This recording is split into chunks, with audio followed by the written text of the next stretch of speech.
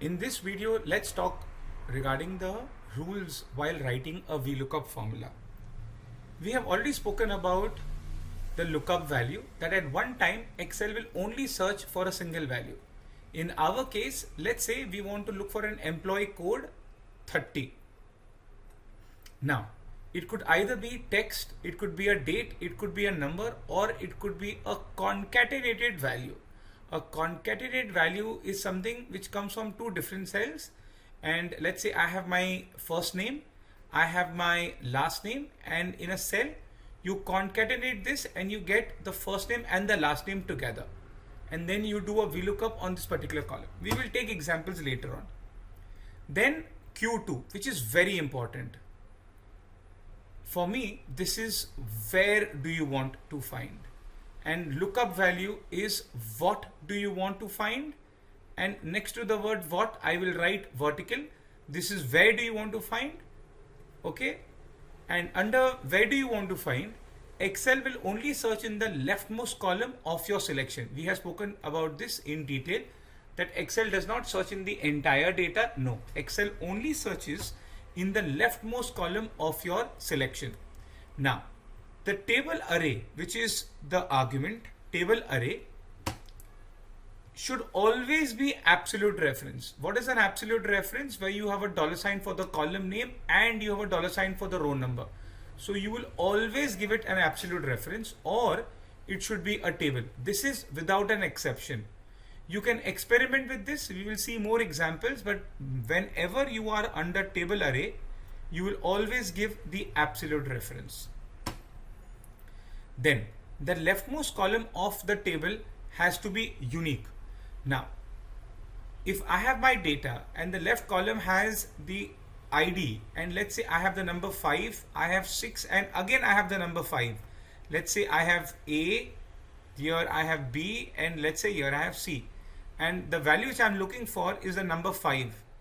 It will always return the first value, which will be A, and apparently I will never get the value of C over here. Why?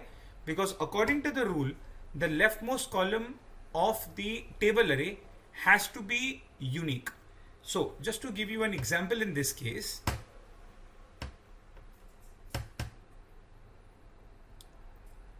if I come over here, I have the number, let's say, let me first change this column number 3. So I have the last name 53. There you go. And let's say if I again come over here and again write the number 53.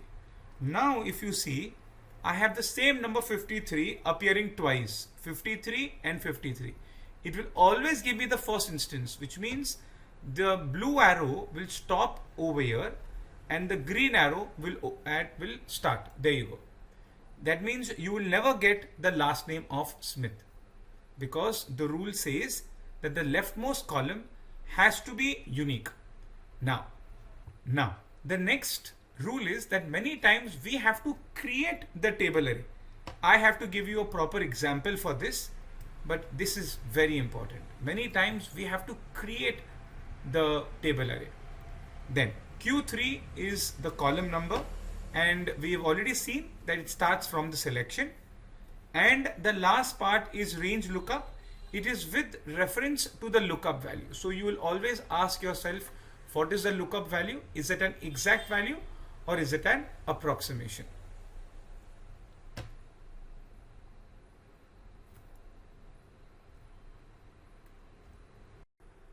Let us take an example.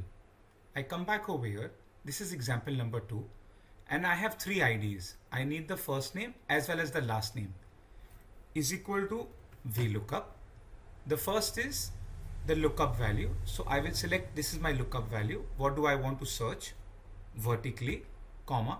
Under table array, the rule is that table array should always be absolute reference. Suppose I do not give absolute reference. Now you see, there is no $sign, which means this is relative reference, comma. I want the third column, comma. I will give 0, bracket close, enter. Look, you got the output.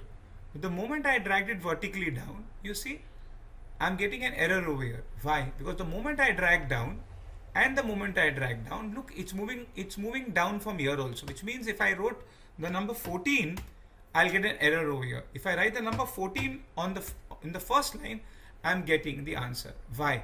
Because I dragged this formula vertically down.